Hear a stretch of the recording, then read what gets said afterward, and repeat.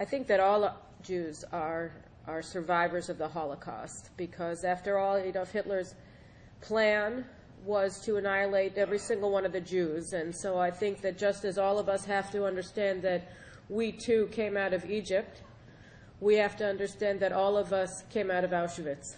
And that understanding should in fact inform our actions and our lives, all the days of our lives. And as Mrs. Lux Brown has done so valiantly for us and also for her family, we must teach it to our children and ensure that they teach it to their children, because it is only through the knowledge of what we have gone through as Jews and persevered as Jews that we will ensure our future as Jews. I think it's important for us to realize that the Shoah only ended when the Allies won their war against Germany. And as a consequence, because it went on for so long, the Jewish people were the biggest losers of World War II. Not the Germans, not the Japanese, it was the Jewish people. We lost a third of our members. No other nation lost as much in World War II as the Jews. We didn't win the war, we lost it.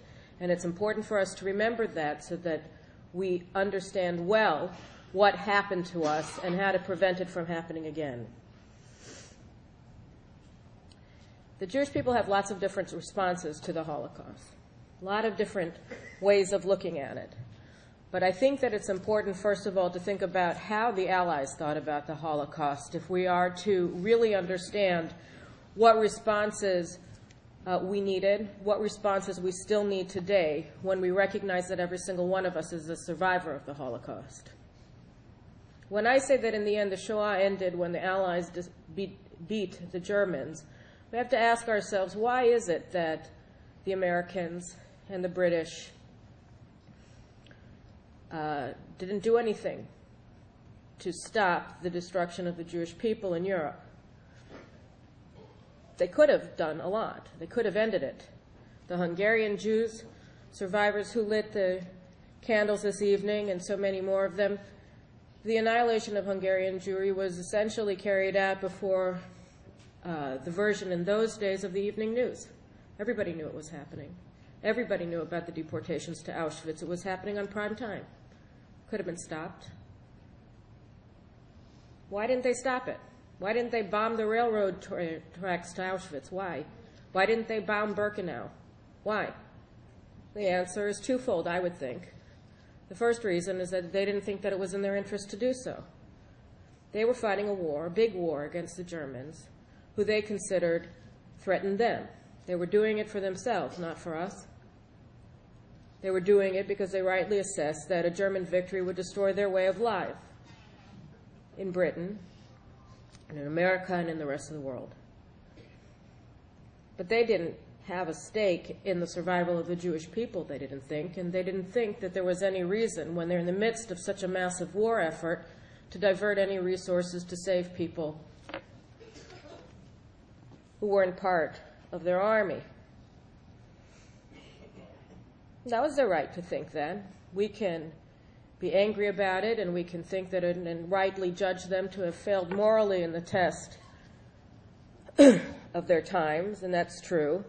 But they had a rational view of the world, and it was what informed their decisions, and they also had another thing, which I think we shouldn't ignore, which is, at best, an indifferent opinion of the Jewish people, and probably more honestly, they didn't like us very much. So, and these were the Allies, of course. We know that the nations of Europe, most of them, were only too happy to collaborate with the Nazis. The largest percentage of a Jewish population that was destroyed by the Nazis was actually in Holland, where you had massive collaboration with the Nazis on the part of the locals. But in most of the European nations, the people that were defeated, occupied by the Nazis, didn't have any problem collaborating with the Nazis in their joint project of sending the Jews to the gas chambers. So the Allies didn't think it was in their interest to save the Jews, and they didn't like us very much. So they didn't save us. And so in the end, The camps were only liberated when they defeated the German army on their terms in their time. So after they did that, and thank them very much for doing so, but they did us no favors, the Jewish people, the survivors and the survivors who directly survived and the rest of them who had never directly felt the weight of the German war machine on their backs, came up with a lot of different conclusions about what the Holocaust meant for the Jews, what behavior that crime against us, first and foremost, taught us about how we should behave in the world. And I think that it's worth considering two of them. There were two sort of schools of thought amongst the Jews about how to deal with what had just happened. The first one was outward looking. It said the problem with the Holocaust was that people didn't feel obligated to prevent it or from stopping it, ending it in the middle. Roosevelt didn't feel that he had to stop it. There was no way to force him to do it. There was no way to force him to bomb the railroad tracks to Auschwitz. There was no way to get him to bomb the gas chambers, and so he didn't. We have to change the law. We have to change the way that people look at the goals of war by changing the law. If we change the law, then people will be forced to protect us. So that school of thought developed the concept of human rights, the UN Charter, the Universal Declaration of Human Rights, Convention Against Genocide, the Geneva Conventions. They said, if we educate people in the ideals of human rights, universal rights of humanity, the universal 10 Commandments, if you will, then we'll be safe. Because the law will protect us. People will follow the law, and they'll do the right thing, and they'll prevent genocide because they'll be obligated to do so. Couldn't convince him through moral argumentation. We couldn't convince him with rabbis marching on Washington. We couldn't convince him by appealing to his better angels. So now we're going to force the Roosevelts of tomorrow, the Churchills of tomorrow, to stand up and defend people like the Jews of Europe by putting together a legal regime of human rights law that is going to protect the victims. The other school of thought was inward looking. They said, we can't change humanity. Human nature is what it is, for better or for worse. People are good, people are evil. That's their business. Our business is to make sure that they don't have the power to hurt us anymore. Our responsibility to the legacy of our victimization is to be strong, is to build our country, to build our army, to ensure that we can defend ourselves, we can protect ourselves. We don't have to ask anybody for any favors. We'll have our army, we'll have our guns. Nobody needs to feel sorry for us. We can take care of ourselves.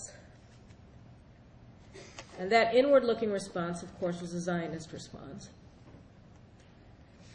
It was a response that actually had been born 80 years before the rise of Hitler, with the dawn of modern Zionism in the 1870s in Europe. And by the time the Holocaust began, the state of Israel was already well on its way to being built. So we had that solution on the ready, and indeed, in the aftermath of the Holocaust, much of the remainder of European Jewry came to the land of Israel on Aliyah, 1948, and of course 1 million Jews who were forced to run away from the Arab lands were able to make their home in Israel as well.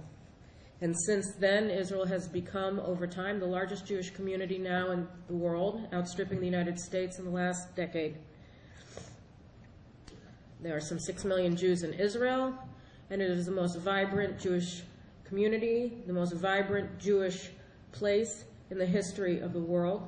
More Jews in Israel learning Torah, living a Jewish life, being educated in Jewish history than at any time in our history.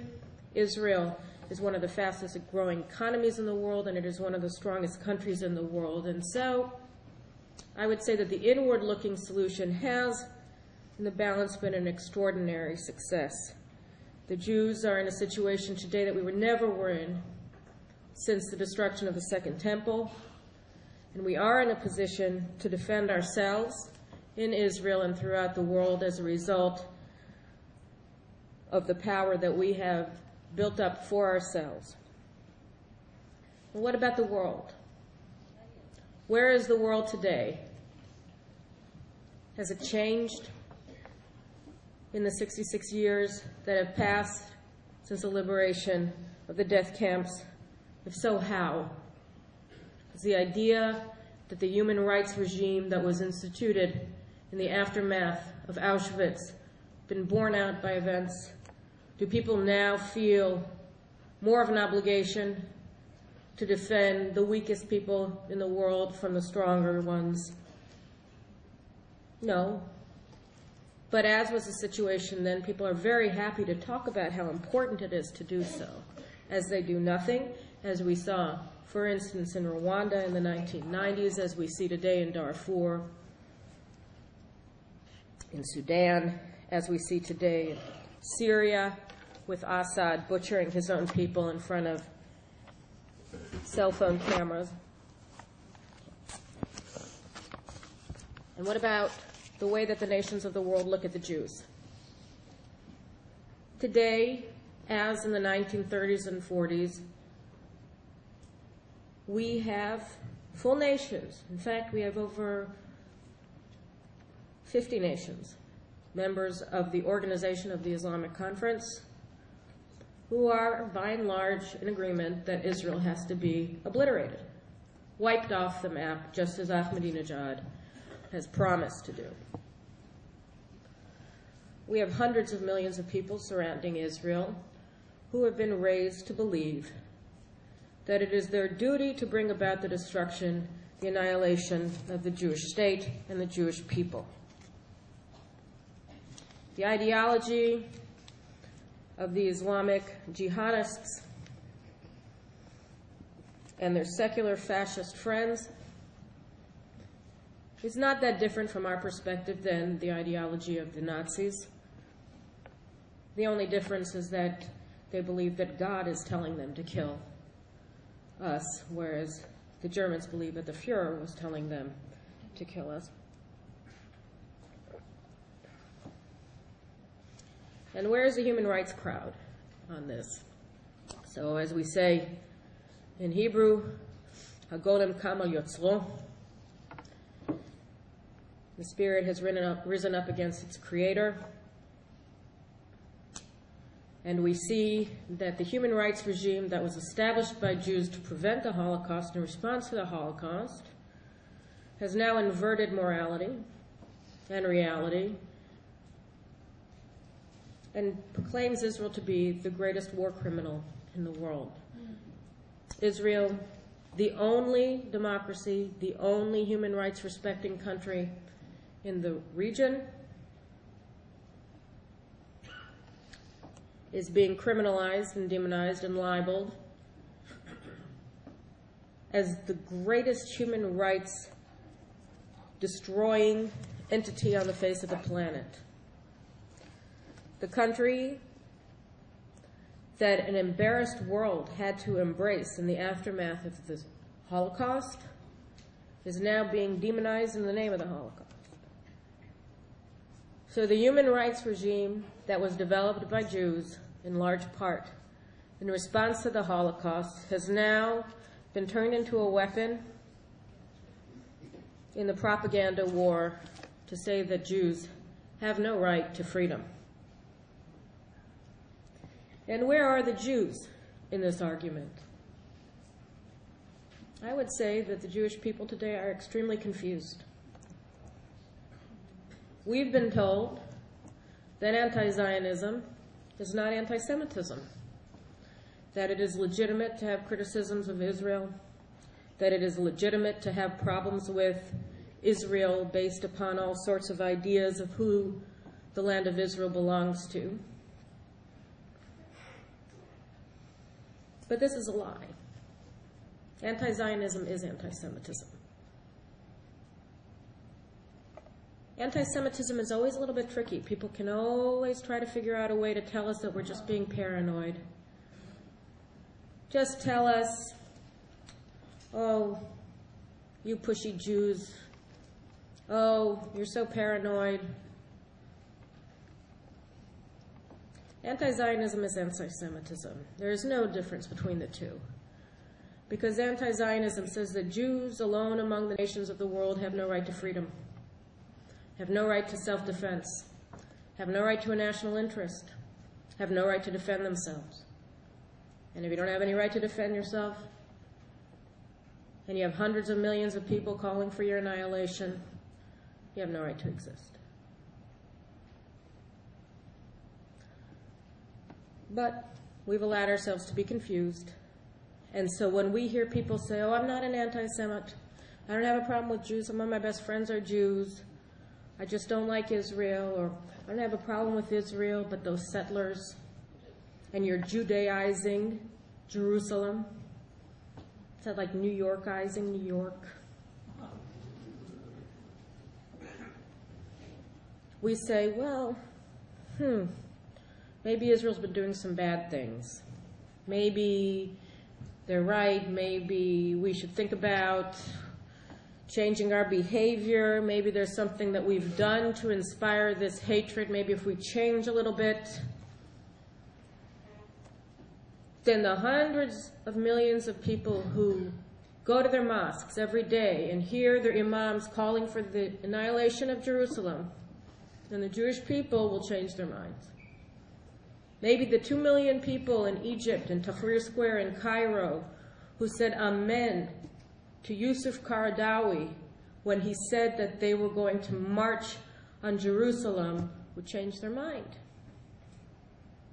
No, they wouldn't change their mind, because their hatred, their anti-Zionism, has nothing to do with what Israel does or does not do. Just as the Nazis' anti-Semitism had nothing to do with the way that Jews comported themselves in Germany. It had to do with their diseased souls. It had to do with their embrace of evil. Nothing to do with us. And yet we twist ourselves into pretzels, trying to figure out a way to explain away their hatred, to make it into something that it isn't, to make it palatable, to make it understandable, to make it something that we can cope with without actually having to do anything about it. And that has to stop. That has to stop. We have to stop trying to develop mechanisms to deny what's happening. That is the lesson of the Holocaust. The lesson of the Holocaust is not never again because we're going to convince everybody else to be nice to us. It's hell no. Don't you dare look at us wrong, and don't you talk to us that way, and who do you think you are? Because these Jews are going to prosper today. We're not going to suffer today. We're not going to allow our children to suffer. We're not going to allow our grandchildren to suffer. And if you think we will, you've got another thing coming. You've got another thing coming, because we did learn the lesson of the Holocaust. The lessons of the Holocaust are that good or evil, people aren't going to help us unless they think it's in their interest to do so, which means that the people who have to help us first and foremost are us. It means that the people who have to stand up to the haters first and foremost are us, and it's the people who have to recognize hatred for what it is are us. It's our responsibility to be strong, our responsibility to say, yes, of course.